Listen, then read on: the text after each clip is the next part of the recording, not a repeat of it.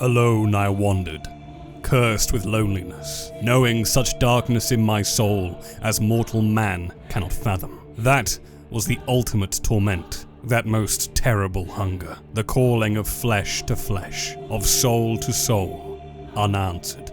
Worse than the torments of Sheol, worse than the pain of woman's burden. For we are not made from dust alone, but draw our life from Eve, who in her turn was given life from her lover's own very marrow. Whether as master or servant, lover or tyrant, sire or child, flesh must have flesh. Blood must have blood.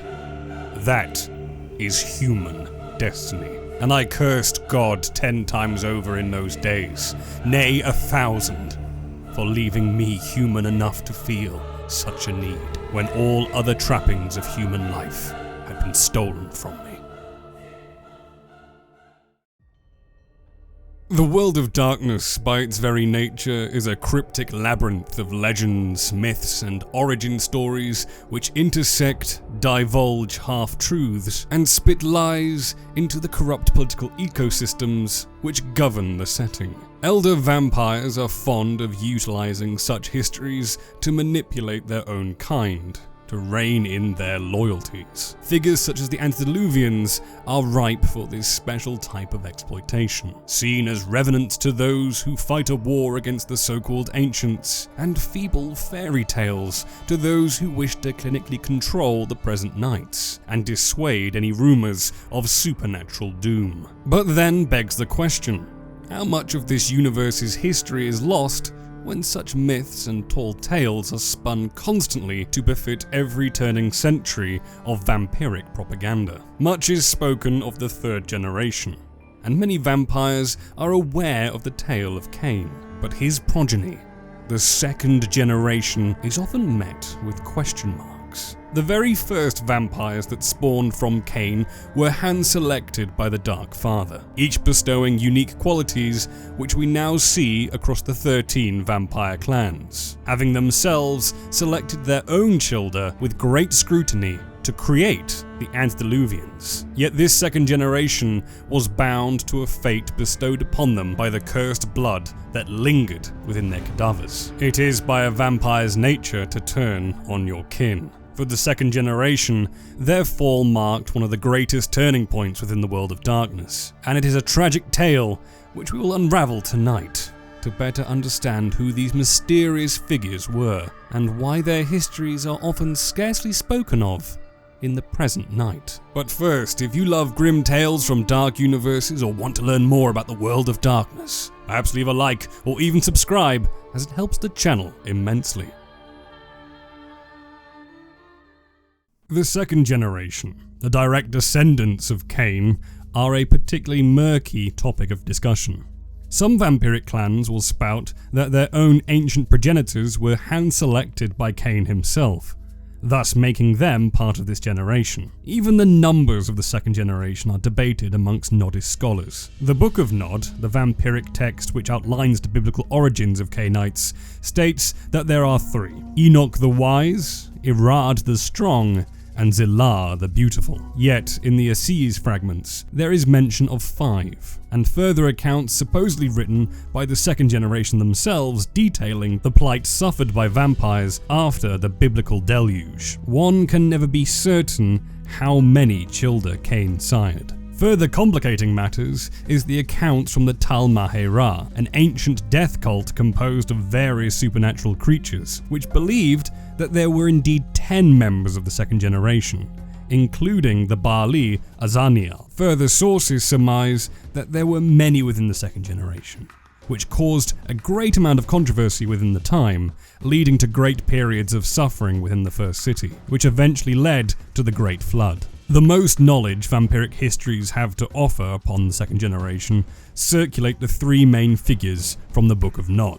Their tales are bound to a deeply ancient world, and are often obscure in nature, but theirs are stories of deep tragedy, being the first misbegotten children of a man forsaken by God, cursed immortally to an unlife of lonely wandering, a fate that they too would inherit and would fall by. It must be remembered that history, especially that of Cainite origin, is written by the victors. Whilst these tales are spun and forebode of the Dark Father's wrath, lost knowledge is not an accidental thing. It is an intentional device, wielded by those who have full control of the past, and thus every future night. The first city of Enoch has been mentioned many times within our travels into vampiric lore, and much has been spoken of its significance. It starts with Cain, bound to wander the lands of Nod, a vast desert east of Eden, where his solitude and hunger goaded him into an eventual yearning, a desire for some semblance of companionship. Indeed, Cain found the comfort of Lilith, the exiled first wife of Adam, and even undertook some form of inferred awakening of his avatar at her behest. Yet Lilith could not hold him, for rebellion spurred his very being. Cursed by angels from the one above to forever endure an existence of isolation, one of complete darkness. Cain trod this path of blood away from the lands of Nod to where the children of his third brother, Seth, now flourished. Cain stalked the children of Seth across the lands, from where they first lived as nomadic peoples in tents and makeshift settlements, scouring the earth for their very own Eden. Multiplying tenfold, this tribe grew and endeavored to erect their own settlement, finally finding a piece of land where the rivers divided, fertile and perfect. The children of Seth finally built their city. It is said great towers grew into the heavens as the first city the world ever knew was built, brick by brick. When it was time to proclaim a ruler, they built a throne of solid gold and a crown beset with fine jewels. They wished their king to be the firstborn of Seth, a man named Enosh. They believed Enosh, as a direct descendant of God's first child, to be worthy of such a title. Ever humble, however, the man refused. But the people of this city offered their crown over and over. These people would have no other to lead them, and thus Enosh capitulated. "I am not worthy," he spoke, "but as it is your will, I will keep vigil for 6 nights in the wilderness.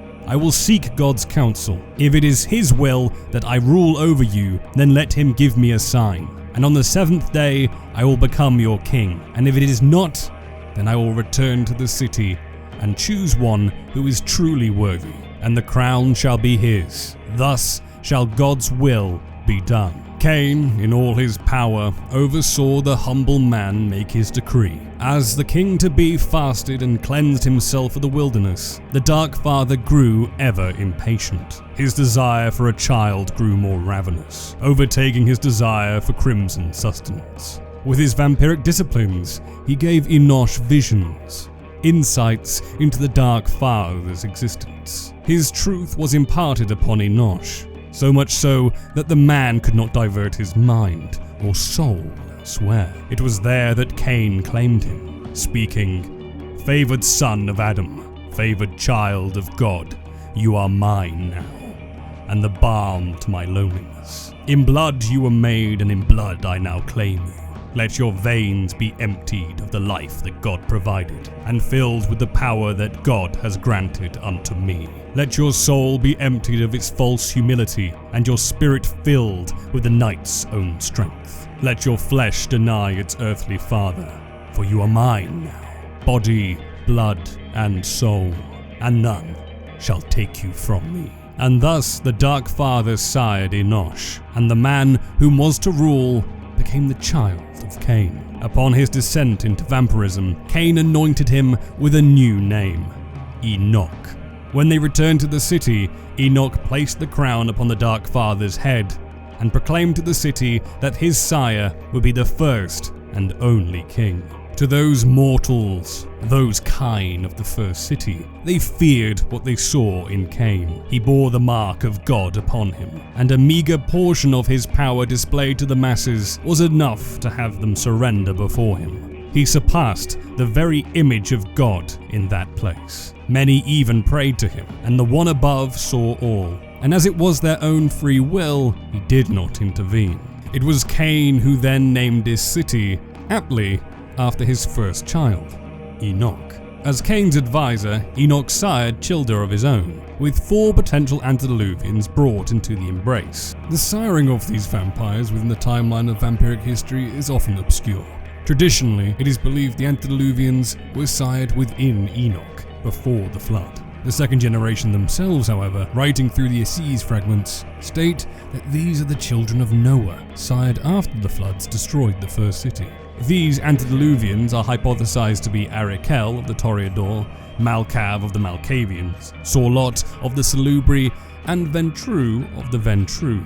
Whilst we can guess that these are indeed the Antediluvians linked to Enoch, there is no concrete evidence for such. Indeed, the Ventru themselves claim both Enoch and Irad, and there are tales even of the Zamishi being linked to Caine's first son. Many within the present Knights still pray to Enoch, hoping that his wisdom can traverse the liminal boundary of time.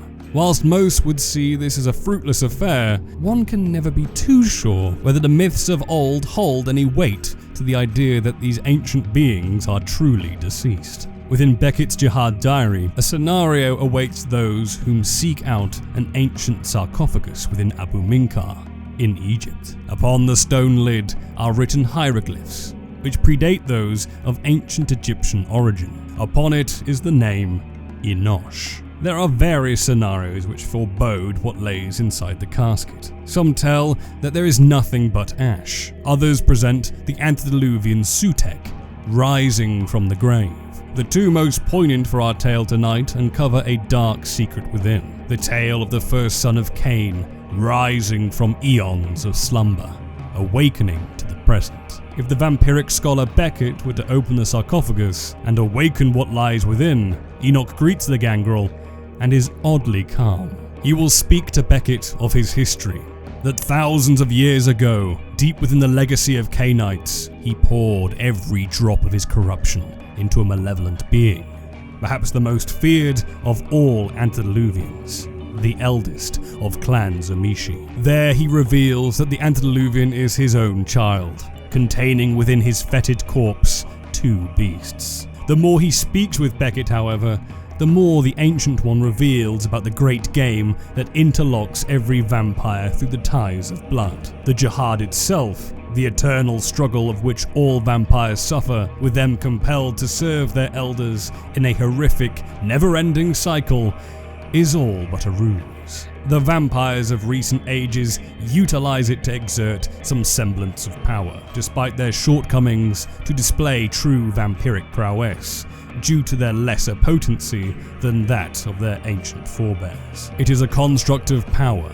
forged falsely by those that wish to maintain their status, and Enoch believes that if vampires were simply to see through it, the entire house of cards would come crashing down. Soon after speaking with Beckett, Enoch would vanish. Some say he would approach the highest echelons of Camarilla rule, to restructure the sect in its entirety, and to mould vampiric existence to a form that would best befit their nature. However, if Beckett were to drive a stake through the withered heart of Enoch, a great cataclysm would unfold. Once the stake is removed, his raw, untempered power, garnered and contained for millennia, would overspill into a horrific blood frenzy. Across the Middle East, Enoch would wage a frenzied war against the living. Born of sin, blood and death would follow in his wake. He would dry up the very feeding stocks of every vampire in the region, he alone being the ravenous maw that devours every mortal in his presence. The only thing that slows him is the supernatural phenomenon known as the keening, a terrible wailing that can be heard across the lands, that drives vampires from the Middle East, if subject to it, through intense periods. It is said that this wailing comes from the ancient lover of Caine, that of Zillah, her cries captured in time deep beneath the holy city of Mecca. The Book of Nod speaks of Zillah as a woman that not only captured Caine's eye, but drove him to a point where his adoration and lust for her compelled him to a point of near self-destruction. Zillah is described as being the most beautiful of those ancient days, the sweetest blood, the softest skin, and the clearest of eyes. However, her spell over Caine was not mutually shared. Zillah did not desire Caine as he did she. He tried to woo her with great gifts that he could muster. No sacrifices, precious jewels, fine garments, or sculptures made in her name alone could compel Zillah to love him. Her heart to him was that of stone. But in his madness, Caine sought to find another path beset on winning her adoration. It is to be said that Zillah's resolve was stronger than that of Caine's immense power, and to the Dark Father, there seemed to be no path to steal her affection. Within his love-stricken madness, he wandered the wilderness, pulling his beard at great lengths to find a solution to his broken heart. There he found a woman, an old crone of leathery skin and decrepit facade, caught singing to the moon. He asked the crone, "Why do you sing?"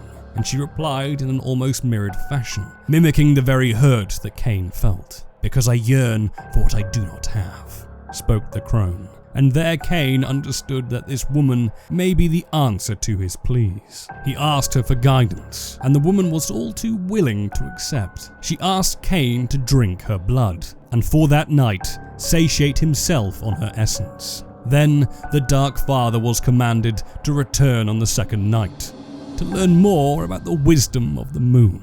Caine obeyed, drinking from the crone's neck, and found himself returning on the second night. Awakening the woman once more, the crone told Caine that she had seen a vision in her dreams that would cure the man of his woes. Yet he would have to drink her blood a second night, and return on the third with a clay bowl and a sharp knife. Caine did as he was told, drinking her blood once more, and as commanded, returning again on that fateful third night. The crone on this eve awaited him eagerly. She promised to the Dark Father that she had the answers he sought to win the heart of his most beloved Zillah. He was commanded to make an elixir, that of the crone's blood, with berries and herbs mixed into the clay bowl. She promised to him that once the elixir was drunk, he would melt Zillah's heart like the snow in the spring. In his maddened state, convinced that this revealed the path to gaining Zillah's love, he drank from the bowl. Yet as he drank, he could hear a piercing cackle from close by, screeching from the crone's mouth. He had been deceived, and with the remnants of the elixir trickling down his gullet, his will now belonged to the crone. In his rage, he sought to use his immense powers against the woman, but with a simple command of, "Do not," he felt his hand falter. Upon the second command of, "Love me," Caine felt his own heart sway towards her. Her ancient eyes peered towards him as her weathered mouth murmured her last command, "Make me immortal." When Caine embraced the crone into the Cainite fold, she spoke to him of his plight. It was true, the woman had made his blood more potent, more powerful than ever, but he was once again cursed. His heart would forever belong to her. Anyone that drank from his vitae over the course of 3 nights would similarly become bonded to his will. Thus lay before him the solution to his problem. He would bind Zillah to his blood, make her fall in love with him despite her will not to supersede her disinterest and to replace it with his corruption. Though Caine set out that night to bind Zillah, feeding her his blood without her knowing, the crone forever remained in his thoughts. He belonged to her. He loved her. And each night they would meet, the regnant and her thrall. Zillah would go on to marry Caine, becoming his first wife. She similarly embraced Cainites that inherited her virtues. Absimiliad of the Nosferatu, Set of the followers of Set, and Hakim of the Banu Hakim are all said to have been created by her, and all share qualities of that of a hunter. Zillah's prowess lies perhaps in her formidable talent for insight. It is said that she was gifted with the ability of prophecy. Thus, many believe she was simply talented with the discipline of Auspex. Her tale, of course, is one of tragedy. When the Antediluvians rose against their sires, it is said that Zillah was the last to survive the slaughter, with the ravenous forces of her children seeking her final death. Supposedly, she cried out for Caine. In a moment of twisted mercy, the Dark Father turned Zillah into a stone, one which would weep her vitae for eternity. The blood that trickles from the stone is said to be her tears, and some believe that her wailing cries can still be heard to this very night.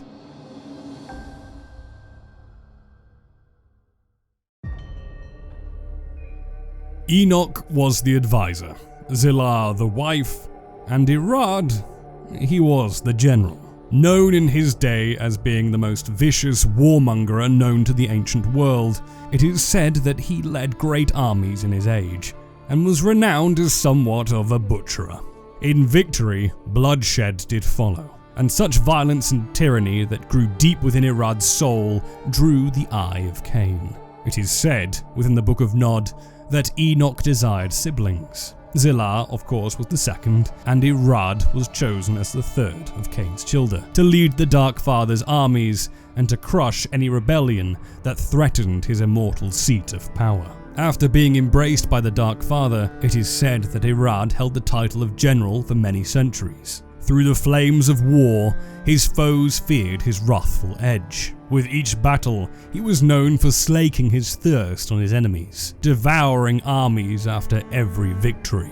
For many years, he was loyal solely to Caine, but Irad harbored a far darker side to him, other than just an insatiable desire for violence. From the legends that concern Irad, it is understood he was able to use the vampiric discipline of Protean to such a degree that he was able to create a vampiric being of such evil by drawing out his own darkness into mass. In this legend, when he concentrated all of his repugnancy, all of his dread, he was able to make an Antediluvian of his own, the eldest of the Zamishi. Whilst these tales may be embellished, or entirely fictitious, much can be said of Irad's character when these myths are retold. In the first city, Irad, his father, and his siblings had a rather complicated relationship. Being perhaps the last vampire of note to be embraced by Caine, it is told by some that the man grew jealous of his fellow children, or perhaps simply he was more ravenous than the other two's appetites combined.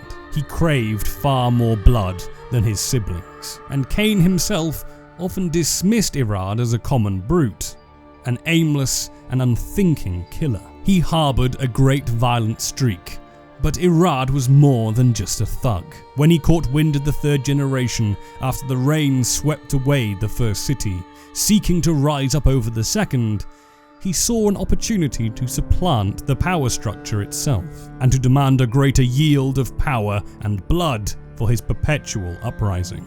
Convening with his progeny and the other Antediluvians, he agreed to turn his armies on his siblings. Irad sacrificed everything in order to gain the blood he desired most. Severing his bonds with Zillah, Enoch, and Caine, his armies paved the way for the third generation to destroy their sires. Foolishly so, Irad believed his efforts to aid the Antediluvians would absolve him of his traitorous ways. But the Antediluvians' goal was ironclad. Some say it was Irad to be the last to fall to the hands of the third generation, and they came for him with flames, claws, and swords, regardless of his aid to their cause. Many clans that hold principles of power, strength, and perhaps a Machiavellian streak at their core often venerate their lineage from Irad. Indeed, the Ventru, the Bruja, the La Sombra, and the Cappadocians have all, at some point, claimed they are linked to this ancient general. However, Irad's darkness is something that is often overlooked, and it was an aspect that was shared across all vampires towards the end of the first city, and thus through to the creation of the second. Caine had felt it for some time. It was delivered to him by the angel Uriel, who spoke to him. "Caine, though powerful you are, and marked of God, know you this, that any child you make will bear your curse, that any of your progeny will forever walk in the land of Nod, and fear flame and sun, drinking blood only and eating ashes only. And since they will carry their father's jealous seed, they will forever plot and fight amongst themselves. Doom not those of Adam's grandchildren who seek to walk in righteousness. Cain, stay your dread embrace." The Dark Father knew the words of Uriel well, and as he gave the command for his children to cease embracing more vampiric brood, the inevitable fall was always certain. The great empire that was forged by Cain and his children lay on the cusp of collapse. Across the lands, vampires terrorized the children of Seth. Violence, abuse, and sorrow darkened the skies above. Sin lay deep within the foundations of the first city, and as Cain looked towards the swelling skies above, rain began to fall. The deluge had come to wash away the blood and sins of Cain's get. Before his very eyes, Cain saw this city, built from his defiance to God's curse, wash away with the watery annihilation which drowned the earth. The Dark Father left that day, and his children were given free rein to act as they pleased. It is worthy of note that whilst many accounts state the Antediluvians were embraced before the deluge, the words of the second generation themselves in the Assize fragments contradict this, stating that they were sired after the fall of the first city. The tale from the Assize fragments speaks of the second generation seeking out their sire after he fled the crumbling walls. When they attempted to speak with him, he told them to leave. Cain said that this deluge was a punishment for him and his kind. He had subverted the true law, and had unnaturally returned to the land of the living. He wished to sleep, so that he may be punished in his loneliness. And thus, Cain's children left. When they came across the children of Noah, who had begun creating civilization anew, they saw a great opportunity. These vampires of the second generation proclaimed over the mortals, "We are your new rulers," and embraced many of Noah's tribe. They each wished to embody and personify the glory of Cain, but it was unknown to them that they lacked the wisdom their father had earned over his centuries of pain and torment. Their naive pursuit for acclaim and power boiled over into a war. For the second generation afforded far more liberties towards their children. They allowed these Antediluvians to create their own brood, unique to them, and who would serve them loyally. From these embraces, we see the emergence of the first Methuselah, and thus the foundations of the clans. These were made across the lands, wherever the children of Noah curated life from the soil.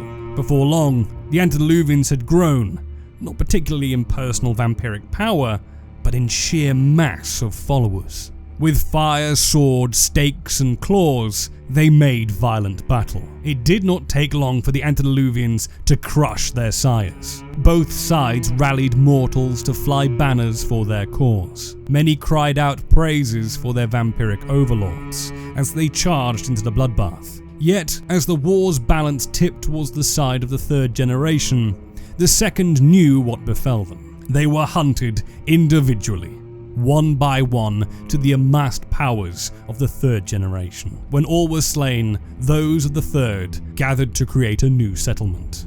But the cyclical nature of history was true. Cain had always kept a watchful eye over his children, and saw each destroyed within his sight. As a punishment, he cursed each Antediluvian uniquely with a mark that would be passed down to each vampire in their lineage. Yet, these vampires believed they had finally created a city that rivaled that of Enoch, a place where they too were worshipped as gods. But the curse that afflicted their kind always reared its ugly head. In this city, vampiric war never truly ceased. There, the first diableries took place, where newer brood of the fourth generation, these Methuselah, sought to drain the souls of their sires through their own vitae. The Antediluvians could do nothing to stop the ever-ensnaring web of the jihad. They bade their offspring to create no more.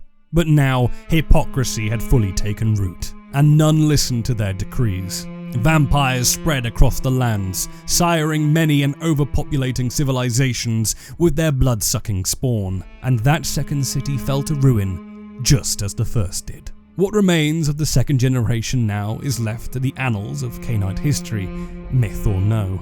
Their tale is indeed one of tragedy, but also one of hubris. The curse that follows every vampire from their inception to the modern night is one of true loneliness. They shall forever betray one another, eternally claw up their fabricated power structures, and never understand the true meaning of peace. Many lessons could be learned from the tragedy of the second generation. Indeed, some still follow their crumbling ideals. For most, they are as real as the Antediluvians. Fairy tales that many within the modern era can scarcely connect to. However, in their day, the second generation were hailed as gods over the Caine. They ruled an expansive empire, serving Caine and forever cementing him as a man of pure legend. Perhaps the second generation are not all deceased. It is said by the Tal Mahera that many escaped the realm of Lilith's garden, that of Dahainu, and reside there in perpetuity. Others may have you believe that the second generation are present on this plane of existence, in a similar state of torpor akin to that of their own children of the third generation. There are some, like the figure of Jabal in the Assis fragments, who served Caine and are speculated to still wander the subterranean ruins where those ancient settlements once stood. But it may not be fair to consider these people as second generation, more so ghouls of Caine's own creation. Their status of being dead favours the tale spun by the Antediluvians. It secures their grip of fear over vampire society. If such was false, what could befall the third? Would these ancient beings seek their revenge upon them? Perhaps that is a tale we shall never uncover, and shall remain lost in the sands of Cainite lore.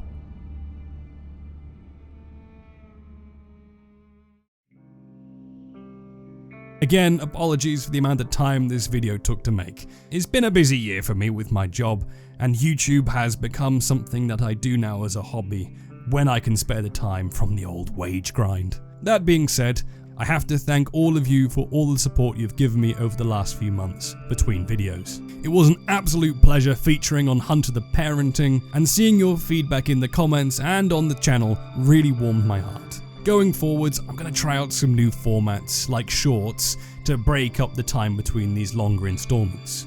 But I do want to dig deeper into the world of darkness. But until then, remember, stay safe, and do not wander naively into the night.